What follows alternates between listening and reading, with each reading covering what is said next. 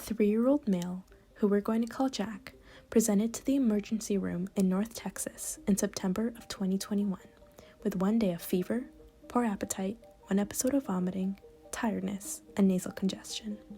He was diagnosed with a viral illness and was sent home. The next day, he presented to another urgent care center with an even graver fever and many more concerning symptoms. 1 week later, he died in hospital after being declared brain dead. Unfortunately, this is a real-life case study of the deadly brain-eating amoeba. Now, what is the brain-eating amoeba? Well, you're just going to have to stick around to find out. An amoeba is an organism that only consists of one cell and is able to change shape. The scientific name of the brain-eating amoeba is Naegleria fowleri. It lives in temperatures ranging from 30 to 45 degrees Celsius, and it's often found in warm and shallow bodies of fresh water, like lakes, rivers, and hot springs. So, how does Naegleria fowleri manage to infect a human being? Well, it actually enters through a person's nose. So yes, that means that if you swallow water infected by this amoeba, you're going to be completely fine. But if you happen to be swimming and infected water goes up your nose, that's where you're in danger. Now let's go back to Jack, who we talked about at the very beginning of this video. He died of something called Primary Amebic Meningoencephalitis, which we'll call PAM for short. In simple terms, Naegleria fowleri has 3 life stages, and we're going to focus on something called the trophozoite stage. This is the stage of reproduction, where it can invade and cause human disease. Once infected water goes up your nose, Naegleria fowleri, while in the trophozoite stage, uses one of our cranial nerves as a traveling mechanism. This nerve is the olfactory nerve, which is responsible for our sense of smell. The brain-eating amoeba passes through bone using this nerve, and then it uses little sucker-like projections to eat away at the brain and feed. Hence the name. Your body senses that something is wrong and creates more immune cells, which are just cells that try to fight off invasion.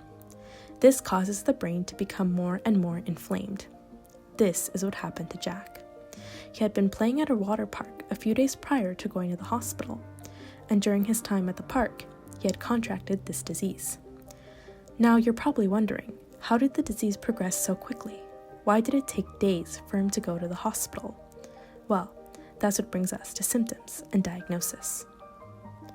Jack entered the urgent care center with telltale signs of PAM. Let's recap. Fever, poor appetite, low energy, nasal congestion. Along with these symptoms, someone with PAM may also experience a headache, trembling, a stiff neck, sensitivity to light, and confusion. The kicker is, PAM is extremely rare. In the United States, less than 10 people get infected every year. So, when Jack returned with even more severe symptoms, tests were run. PAM is often diagnosed through a lumbar puncture. A lumbar puncture is when a needle is inserted in your lower back to obtain a sample of cerebrospinal fluid. Cerebrospinal fluid is a clear body fluid that surrounds your brain and spinal cord. In Jack's case, when a lumbar puncture was performed, doctors were able to take his cerebrospinal fluid for diagnostic testing, and that's when they found something unusual. In normal cerebrospinal fluid, you are supposed to have about 1 to 5 white blood cells per microliter. White blood cells are cells that help your body fight infection. In Jack's cerebrospinal fluid, there were 1,666 white blood cells per microliter. This indicated that something was very wrong.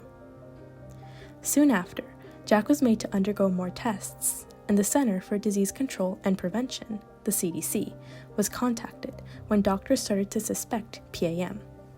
Within a few hours, the CDC was able to confirm that Jack was in fact infected with Naegleria fowleri. Jack was quickly treated with all sorts of medications. One of these medications is called amphotericin B, which is used to treat fungal infections. Another one of these medications is called rifampin, which is used to treat certain bacterial infections. Unfortunately, treatment for PAM is rarely successful. In this case study, the patient died following a week of aggressive treatment. PAM is a highly deadly disease and one complicated thing about it is that symptoms start to appear about 5 days, with a range of 1 to 14 days after infection. It also might take a while to diagnose, as seen in Jack's case, as it is so rare. PAM also often goes misdiagnosed. There is another quite deadly disease called bacterial meningitis, which is when a certain bacteria invades your brain. The symptoms of bacterial meningitis are almost identical to those of PAM. So yes, that means that there might be more cases of PAM out there that were simply never diagnosed. PAM has a death rate of about 97%. Many cases have occurred following splash pad exposure. After Jack's death, the water park that he had visited was tested, and it was found to have less than optimal chlorine levels, and it tested positive for Naegleria fowleri. Of course, all of this sounds very scary, but once again, PAM is very rare. There's also more research that's starting to go into various treatments, specifically drug repurposing. A drug called nitroxoline is beginning to look promising.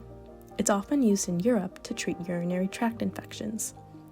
In August 2023, researcher Jacob Lorenzo Morales and his team found that low concentrations of nitroxoline cause Naegleria fowleri cell death without having a toxic effect on the host cells.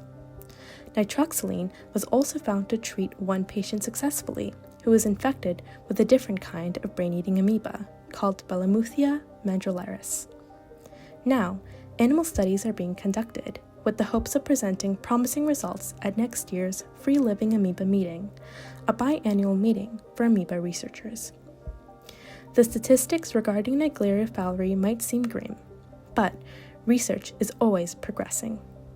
New studies are being conducted, and discoveries are always being made.